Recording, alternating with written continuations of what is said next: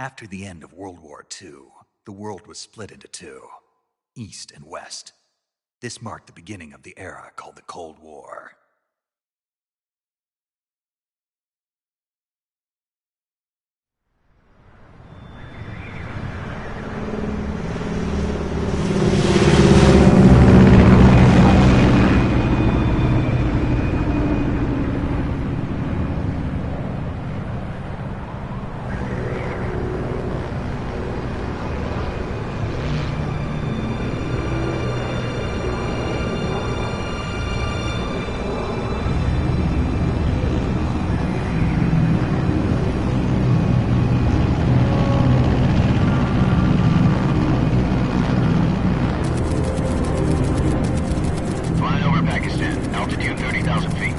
Approaching Soviet airspace. 20 minutes to drop off. Commencing internal depressurization. Equipment check. Arm main parachute. All right. You ready to go? Drop zone still showing a high pressure mass. Cav okay. Good. We've got high visibility.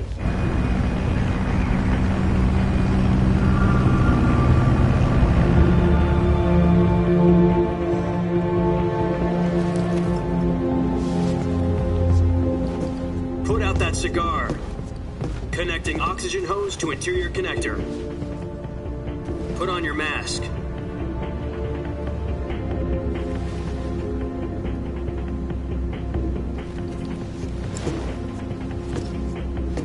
Does this panty waste know what he's doing? Approaching release point. 10 minutes to drop off. Hey, are you deaf? He said put out the cigar and put on your mask.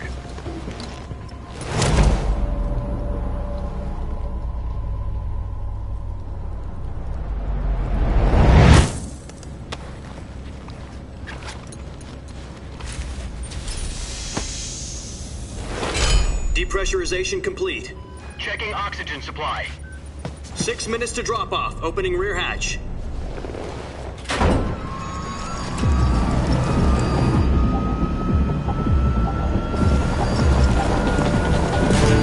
Sunrise.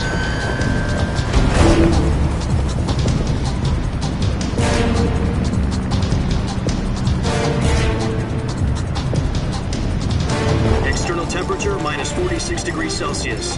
2 minutes to drop off. Stand up. You'll be falling at 130 miles per hour. Try not to get frostbite from the wind chill. 1 minute to drop off. Move to the rear. Activate bailout bottle. This is one for the history books. The world's first Halo jump. 10 seconds to drop off. Stand by. Status okay. All green. Prepare for drop-off. Countdown. 5, 4, 3, 2, 1. Spread your wings And fly. God be with you.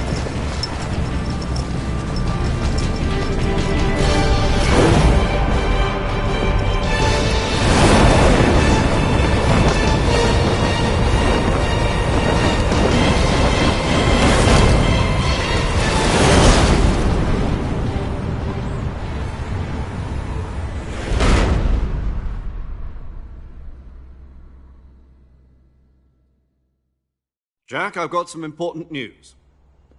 The head of the CIA has finally given us the green light for the virtuous mission. Virtual mission? No, the virtuous mission. The future of our Fox unit depends on it. If it succeeds, we'll be officially organized into a unit. Virtuous mission? Sounds like some kind of initiation ritual. You know, don't get cocky. This isn't a training op. Right. So what exactly is this wonderful mission? Well, about 2 years ago, a certain Soviet scientist requested asylum in the West through one of our moles. His name is Nikolai Stepanovich Sokolov. He's head of the OKB 754 Design Bureau, one of the Soviets' top-secret weapon research facilities, and the East's foremost expert on weapons development. Sokolov? Isn't he that famous rocket scientist? The very same. On April the 12th, 1961, the Soviets achieved the first manned spaceflight in history. The Earth was blue, but there was no God. Well spoken. The rocket that carried Yuri Gagarin to orbit was the A-1, known as the Vostok rocket. Sokolov is said to be the man most responsible for the multi-engine cluster used in that rocket. After Gagarin's flight, Sokolov left rocket development to become the head of the newly established Design Bureau. From a lowly technician to head of a design bureau, that's quite a success story, so why'd he want to defect? It seems he'd become afraid of his own creations. Afraid? Call it a crisis of conscience.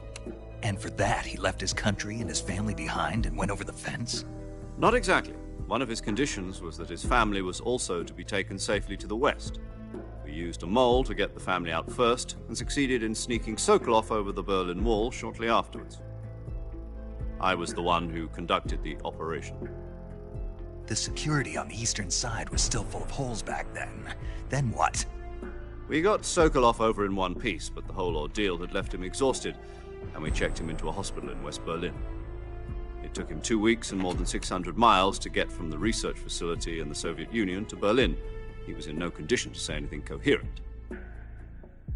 And it was only a week later that we had something much bigger on our hands. The Cuban Missile Crisis.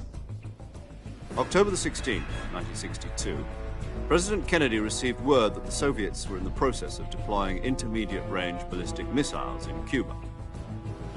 The President demanded that the Soviets dismantle and remove the missiles. At the same time, he announced a naval blockade to prevent further missile shipments from reaching Cuba. But the Soviets didn't back down, instead placing their armed forces on secondary alert. Soviet transport ships carrying missiles continued on course towards Cuba. US and Soviet forces went on alert for an all-out nuclear war. Frantic negotiations were conducted through the UN's Emergency Security Council and unofficial channels to end the hair-trigger standoff. Finally, on October the 28th, the Soviet Union agreed to remove its missiles from Cuba, and so the world avoided a nuclear holocaust. But in order to get the Soviets to pull their missiles out, we had to make a deal. You mean the one where the US agreed to remove its IRBMs from Turkey? No. The Jupiter IRBMs deployed in Turkey were obsolete, and we were going to get rid of them anyway. They had no strategic value whatsoever to either the US or the Russians. The Turkey deal was a ruse, a cover story that was fed to the other intelligence agencies around the world. So what did the Russians really want? Sokolov. They wanted us to return Sokolov. You mean the Soviets pulled out of Cuba just to get their hands on Sokolov? That's right. What the hell was he working on? At the time, we had no idea. We were running out of time. It was either give up Sokolov or risk full-scale nuclear war. In the end, we had no choice. President Kennedy gave in to Khrushchev's demand. The next day, I got Sokolov out of the hospital, handing him over to agents on the eastern side. Sokolov kept on screaming, "Save me," until he disappeared from my sight. Then, a month ago, we received some new information from one of our moles. About Sokolov? Yes. He was taken back to the research facility and forced to continue working on the weapon in question under KGB supervision. What's more, it's on the verge of completion. So what kind of weapon is it? Something to do with space rockets? No, missiles. Same technology. I guess you're right. We don't know the details, but it appears to be a new kind of nuclear device. For half a year now, the Soviets have been conducting frequent nuclear tests at Semipalatinsk. Something to do with the weapon, I assume. We're talking about a secret weapon so big that Khrushchev was ready to pull out of Cuba to get it back. Is Sokolov still in the facility? No. According to our intelligence, he's in Selinoyarsk, a place in the mountains about 3 miles to the west that's known as the Virgin Cliffs. The Virgin Cliffs. Nice name for a virtuous mission. They moved him there just recently. Why? Apparently, they're conducting a field test of the weapon, but it's our best chance to get him back. This mission would never have been possible if he was still in the research facility. This is our last chance. Sokolov must have known that too when he contacted us.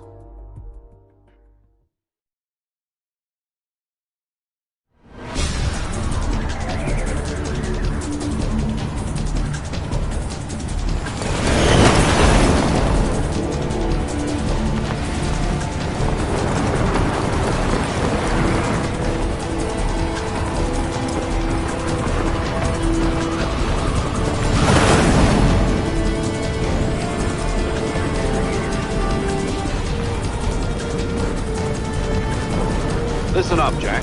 Your mission is to infiltrate Selinoyarsk in the Soviet mountains, ensure the safety of Sokolov, and bring him back to the west.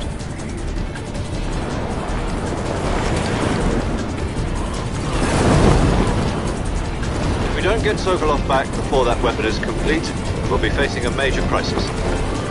The clock is ticking.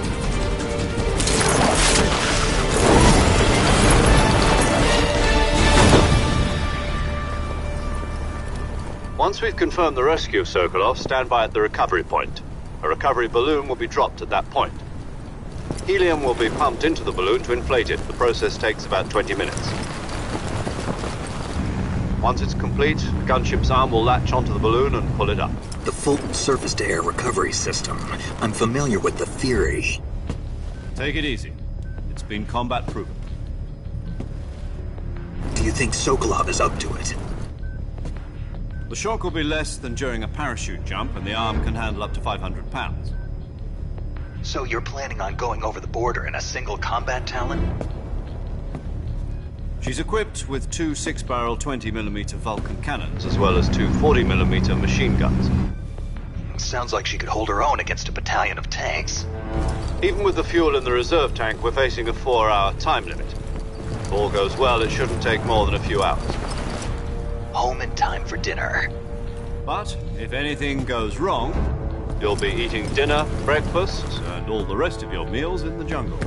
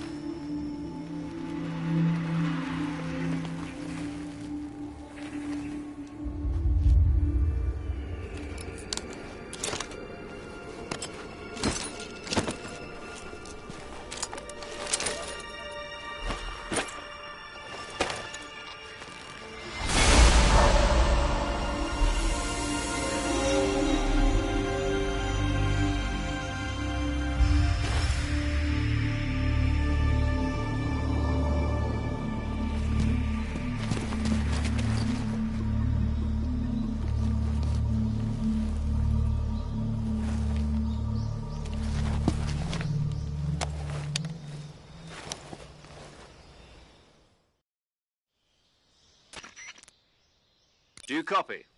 You're already in enemy territory, and somebody might be listening in. From here on out, we'll be using code names to refer to each other. Your code name for this mission will be Naked Snake. I'll be referring to you as Snake from now on. You're not to mention your real name. Snake? Oh, you don't like snakes? What do you mean? Well, you've eaten one before, haven't you? In survival training. I'm glad to hear that.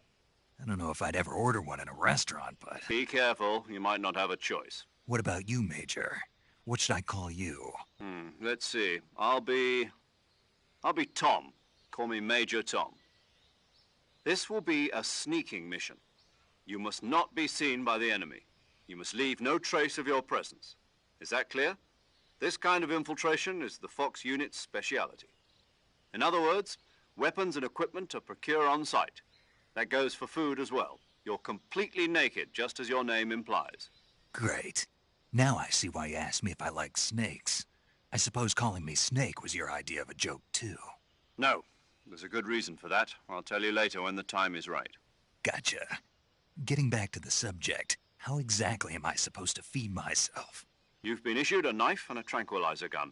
Use them to hunt for food. You'll also find some medical supplies in your backpack. Yeah, about the backpack. I lost it in a tree on the way down. I see. Well, you'd better go back and get it then. You know where it is? No problem. I can see it from here. It's stuck on a branch. To climb a tree, stand in front of a tree that's covered in ivy and press the action button. I'll be monitoring your progress over the radio. We can't risk violating Soviet airspace, but I'll be in the gunship. My frequency is 140.85. I'll give you a call if I need to talk to you. If you need to talk to me, use the send function. Okay, Snake, go get your backpack.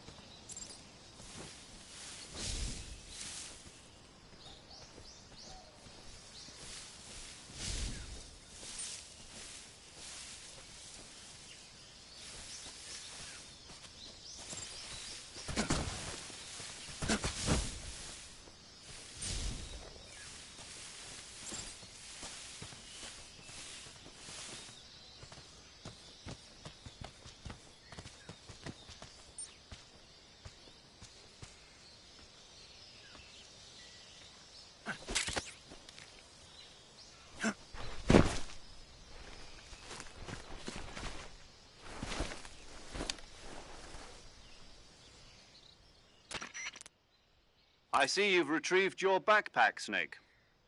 To equip a weapon, it's necessary to take it out of your backpack. In the survival viewer, choose Weapon from the backpack. Your available weapons will be displayed in a list on the screen. From that list, choose the weapon you want to equip and press the Enter button. For other equipped items, just do the same thing from Item. Got it. Use the survival viewer backpack. Yep, that's right. Survival is fundamental to this mission. After you've been out in the field for a while, your stamina will start to drop. If your stamina gets too low, it'll affect your performance. You won't be able to shoot accurately, for example, and your wounds won't heal as smoothly. Keep an eye on your stamina so you don't run out. To recover lost stamina, you can hunt for local flora and fauna. You can use either your tranquilizer gun or your knife to hunt. My only weapon is a Mark 22 Hush Puppy tranquilizer gun? That's right. It's been fitted with its own suppressor. However, the suppressor will deteriorate every time you fire. Once its durability reaches 0, the noise suppression effect will be gone. So don't get too trigger-happy with it. The suppressor's durability is shown in the icon. Any weapons and equipment beyond what you're carrying now, you'll have to find as you go. I have to find my own weapons and equipment? Whose crazy idea was this, anyway? Solo covert actions are standard Fox operating procedure. You can't leave any traces of your presence. No weapons, equipment, footprints, sweat, or bodily waste. The same goes for bullets and cartridges, too. Your presence in enemy territory is already a violation of international conventions of warfare. There aren't supposed to be any American soldiers in Russia. It could spark an international incident. You can't let anyone see you. You can't let the enemy know you're there. This is a stealth mission. You're a ghost, Snake, in every sense of the word. And there'll be no rescue if you're captured. The military and U.S. government will deny any involvement in the affair. Then I'll just have to take care of myself, huh? I'm afraid so. You've been given a fake death pill for that purpose. SIS guidelines stipulate that soldiers on covert ops like this one be issued a potassium cyanide capsule. Tape it to your body so you can take it when you need to. How generous of you.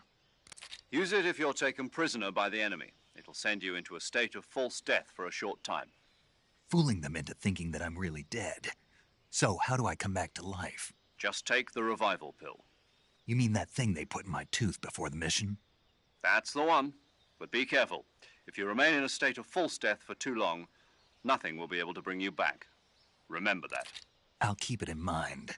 You said this was a solo mission, right? Right. I guess that means I can't count on any reinforcements. Correct. The mission rests entirely in your hands. A real one-man army. Relax. There's a support team ready to back you up over the radio. Who? I'll introduce them to you. This time, survival is of utmost importance.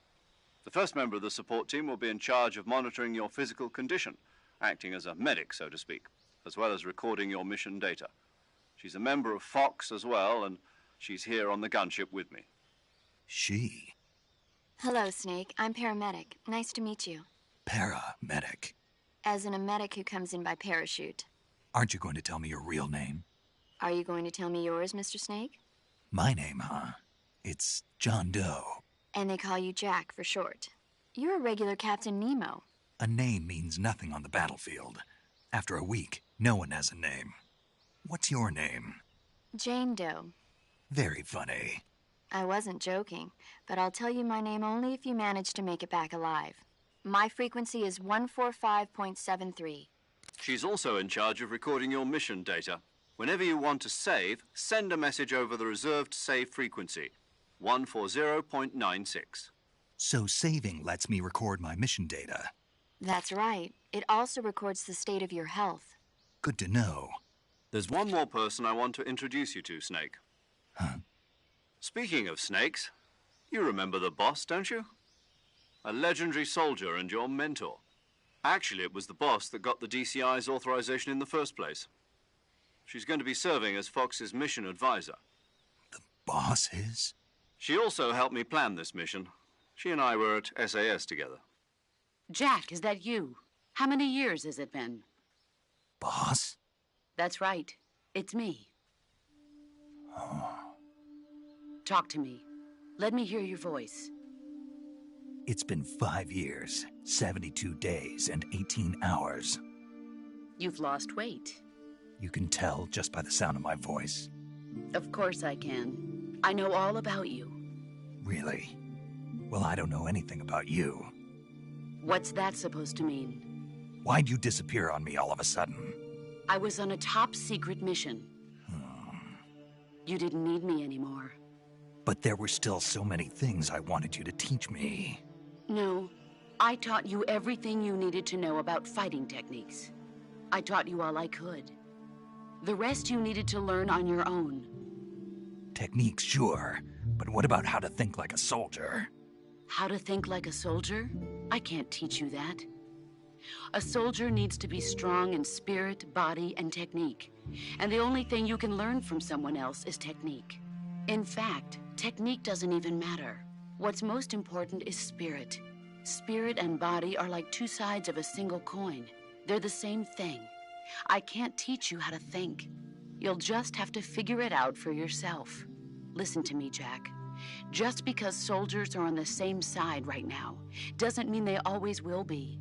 Having personal feelings about your comrades is one of the worst sins you can commit. Politics determine who you face on the battlefield. And politics are a living thing. They change along with the times. Yesterday's good might be tomorrow's evil. Is that why you abandoned me? No, it had nothing to do with you. I already told you, Jack. I was on a top-secret mission. A soldier has to follow whatever orders he's given. It's not his place to question why. But you're looking for a reason to fight. You're a natural-born fighter, but you're not quite a soldier. A soldier is a political tool, nothing more. That's doubly true if he's a career soldier. Right and wrong have no place in his mission. He has no enemies and no friends. Only the mission. You follow the orders you're given. That's what being a soldier is. I do whatever I have to get the job done. I don't think about politics. That's not the same thing. Sooner or later, your conscience is going to bother you. In the end, you have to choose whether you're going to live as a soldier or just another man with a gun. There's a saying in the Orient, loyalty to the end. Do you know what it means? Being patriotic. It means devoting yourself to your country. I follow the president and the top brass. I'm ready to die for them if necessary. The president and the top brass won't be there forever. Once their terms are up, others will take their place. I follow the will of the leader, no matter who's in charge. People aren't the ones who dictate the missions. Then who does? The times. People's values change over time, and so do the leaders of a country. So there's no such thing as an enemy in absolute terms. The enemies we fight are only enemies in relative terms, constantly changing with the times. As long as we have loyalty to the end, there's no point in believing in anything, even in those we love. And that's the way a soldier's supposed to think? The only thing we can believe in with absolute certainty is the mission, Jack. All right, but do me a favor. What is it? Call me Snake. Snake? Oh, right. Your codename is Snake. It suits you well. That's right. The legendary unit that the boss put together during World War II was a snake. The Cobra unit, a group of heroes that brought the war to an end and saved the world. As long as you've got a legendary hero backing you up, you'll be fine. Isn't that right, Snake? Yeah, I can't think of anyone else I'd rather have with me. Oh, and one more thing, boss. Yes? It's good to hear your voice again. Same here. After all, who knows if either of us will make it out alive? Snake, you are always best at urban warfare and infiltrating buildings. But this is the jungle. Survival is going to be key. Those CQC techniques I taught you are sure to come in handy. CQC? Close quarters combat, huh? I've been in the Green Berets for the past few years. I'm probably pretty rusty. Not to worry. I'll be here to help you remember. After all, this is your first actual survival mission. I'll be supporting you over the radio. Where are you, boss? Next to the Major? The boss is communicating with us by radio from aboard a Permit-class submarine in the Arctic Ocean. My frequency is 141.80. Call me if you need my advice on battle techniques. Gotcha. Your mission is to retrieve Dr. Sokolov. Dr. Sokolov is being held in an abandoned factory located to the north of your current position. Avoid heavy combat and don't let anyone see you. Don't forget that this is a stealth mission. Snake, try to remember some of the basics of CQC.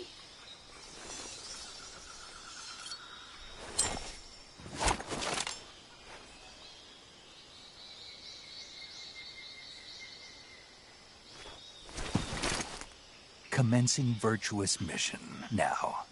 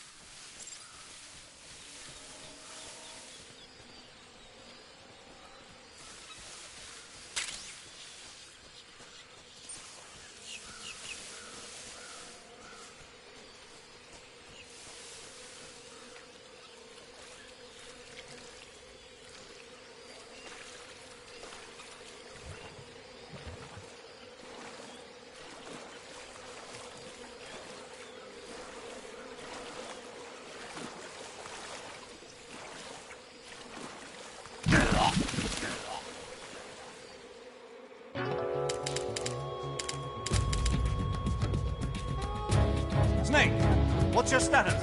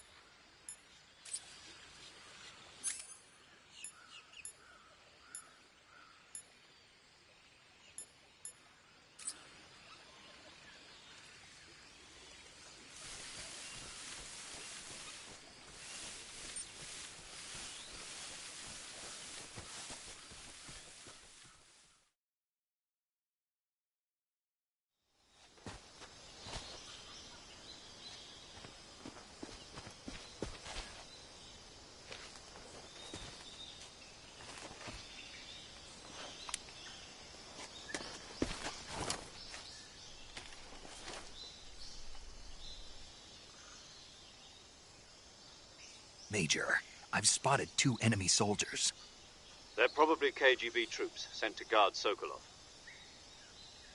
AK-47s and grenades.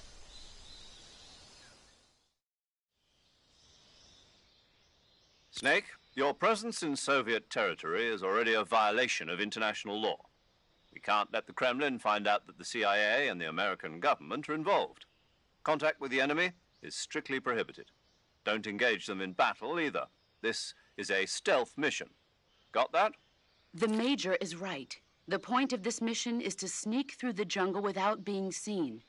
The success of the mission depends on how well you use your camouflage. Change your camouflage by selecting Camouflage from the Survival Viewer. The Uniform option lets you pick your uniform, while the Face option lets you change your face paint.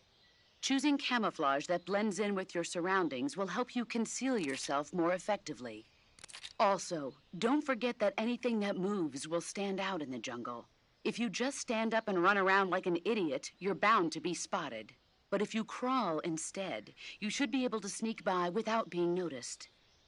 You can see how effective your camouflage is by looking at the Camo Index. The Camo Index shows how well your current camouflage blends in with the surrounding area. The higher the value, the harder you are to spot, and vice versa. The key is to make yourself one with nature. Keep that in mind as you go along, okay?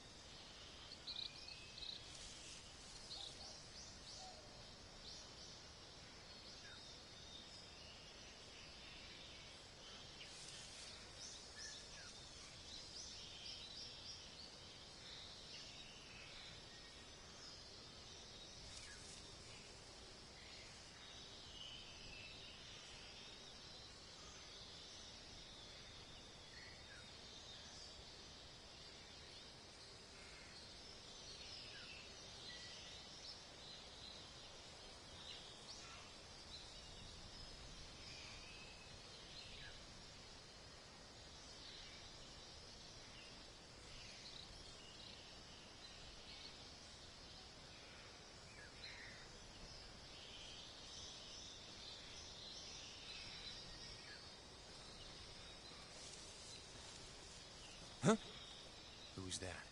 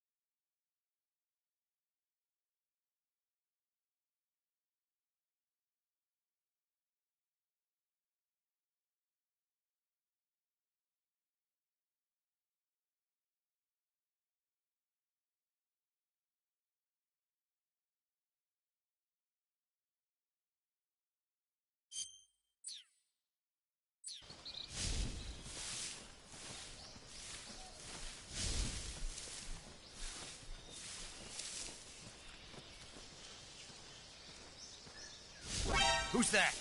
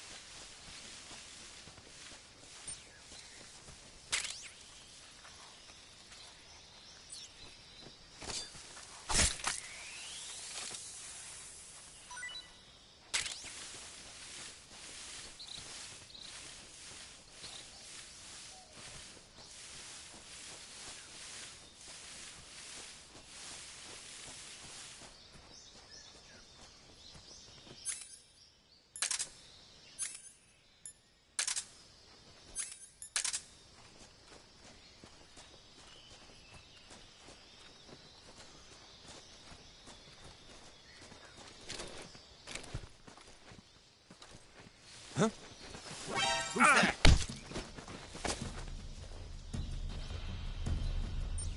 Speak. We won't hand over Sokolov. Answer me. HQ, respond.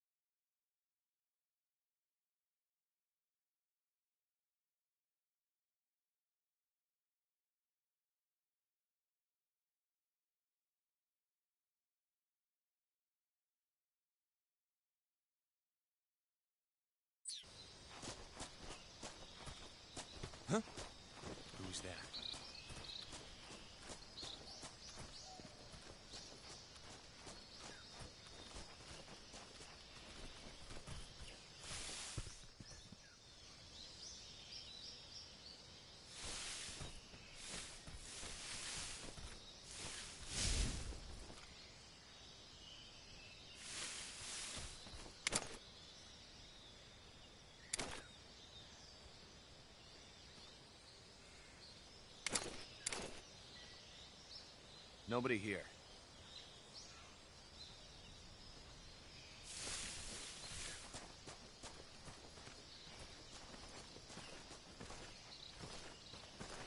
Huh?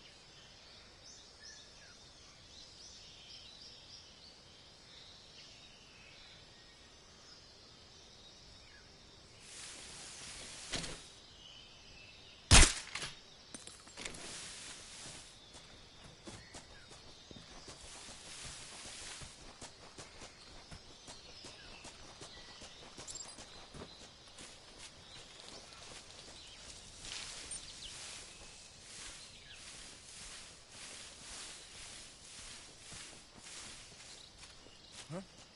Who was that?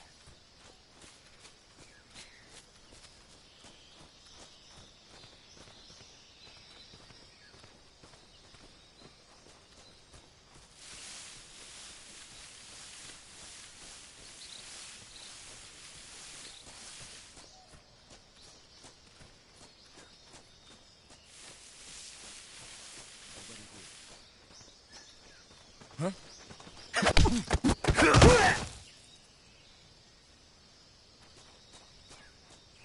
Huh? Who was that?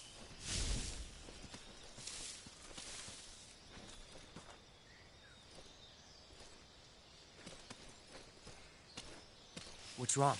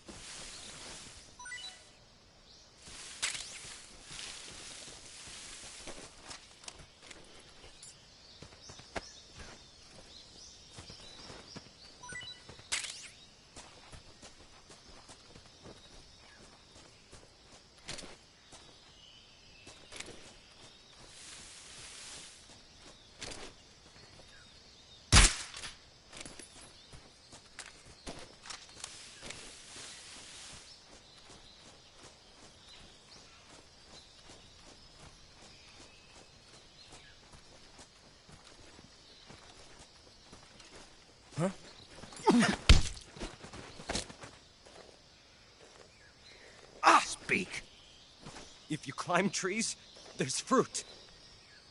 Speak. Inside fallen trees. Speak. Bastard! Speak. If you climb trees, there's fruit.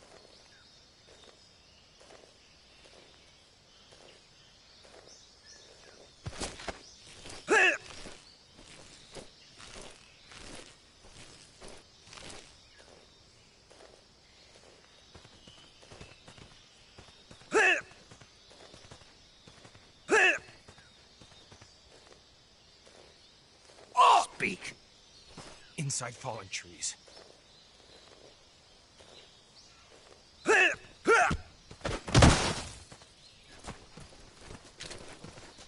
Freeze.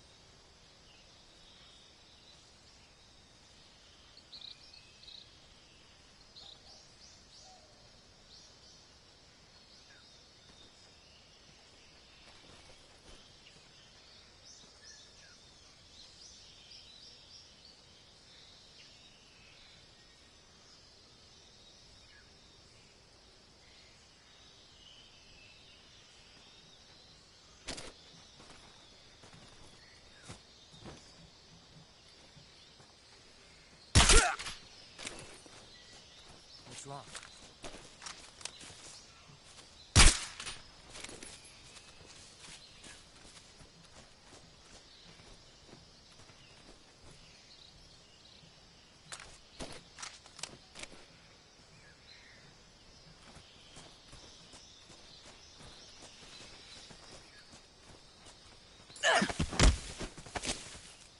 Answer me. Hornets. They're terrifying. Speak. Crocodiles taste great. Speak. Throw a grenade into a crocodile's mouth. Speak. You lousy!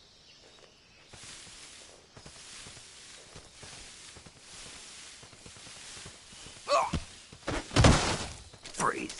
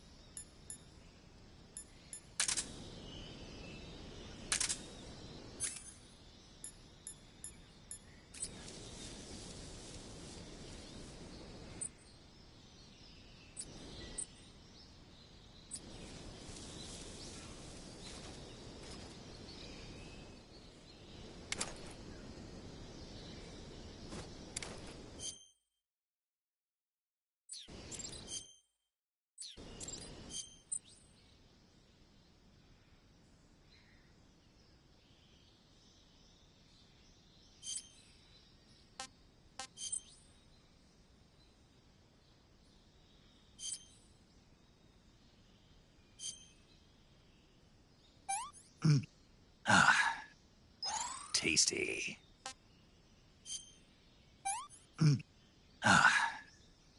Not so great.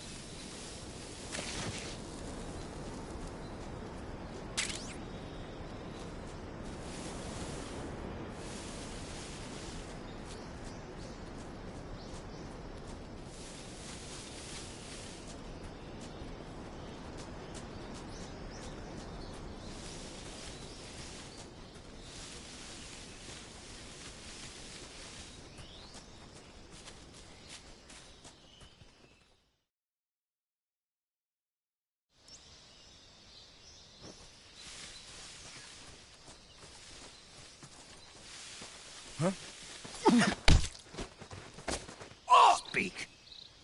The Speak. bastard!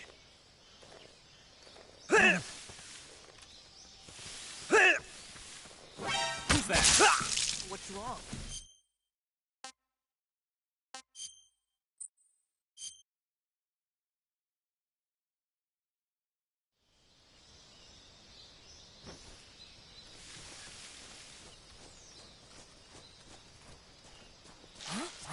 Who's that?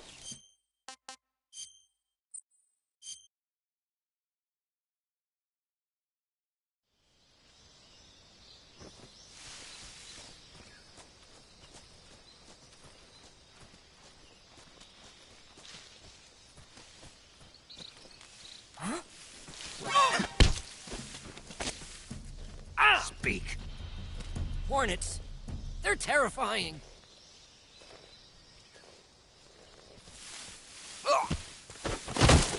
Freeze.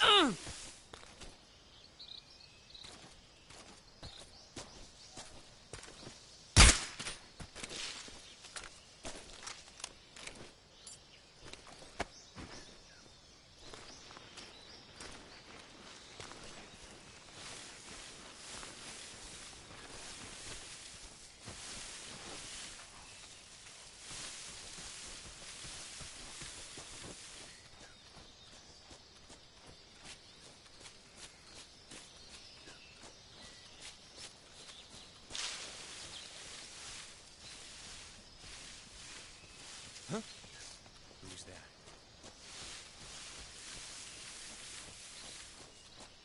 I think I saw something. Huh? Who was that?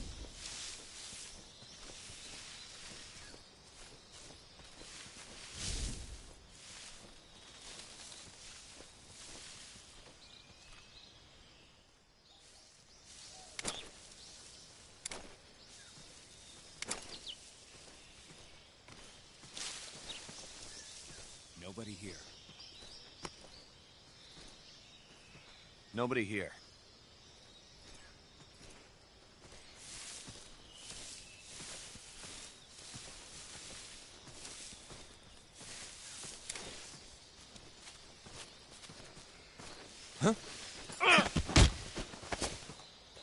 Speak. We won't hand over Sokolov. Answer me. Let go of me. Answer me. We won't hand over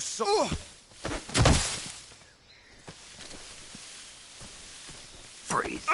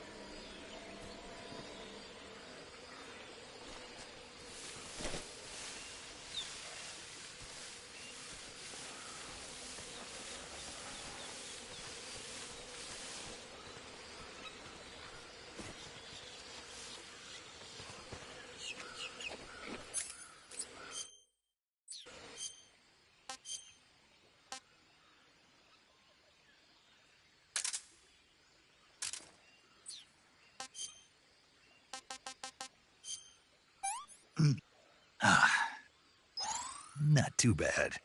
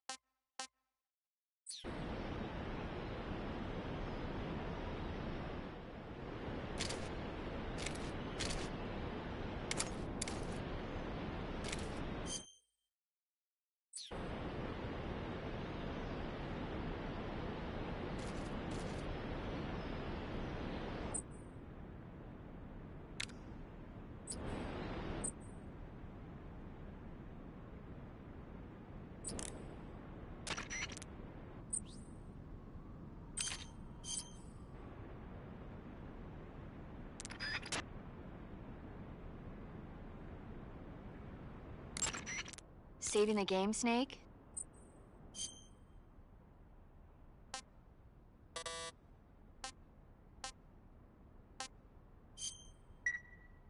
Hey, Snake, you ever heard of Godzilla, King of Monsters? No, what is it? It's a movie. You haven't seen it? Nope. It's about this monster called Godzilla, who grows to an enormous size in a nuclear test and goes on a rampage in Tokyo. Nuclear test, huh? Then the Marshall Islands must be crawling with giant monsters right about now. It's just make-believe. Maybe that's why my pants have been so tight lately. Snake, it's a movie, not a report out of Los Alamos. I know. So then what happened? Godzilla is immune to all weapons, and humanity has no way to stop the monster. Dr. Shirazawa develops a new type of weapon, but meanwhile, Godzilla is getting closer and closer to Tokyo, obliterating everything in its path. It was originally a Japanese movie, but they made an American version, too. I recommend seeing the original Japanese one if you ever get the chance. It's mostly mindless fun, but it's also got a serious anti-nuke message as well. Where can I see the original? You'll just have to go to Japan. Really? That's too bad. Well, if you wait 40 years, you might be able to see it in America, too. Why's that? 2004 will be Godzilla's 50th birthday. You think they're still going to be making Godzilla movies then? Of course! Everybody loves Godzilla. You sure know a lot about movies. I don't suppose you're the movie-watching type, are you? Not really. Okay, then I'll tell you everything I know. When the going gets tough, movies can save your life. It's always good to be able to look at things from a different perspective when you get in a jam. That's the magic of movies. No kidding. Well, I guess it might at least make a nice distraction. That's the spirit, Snake. Have a little fun.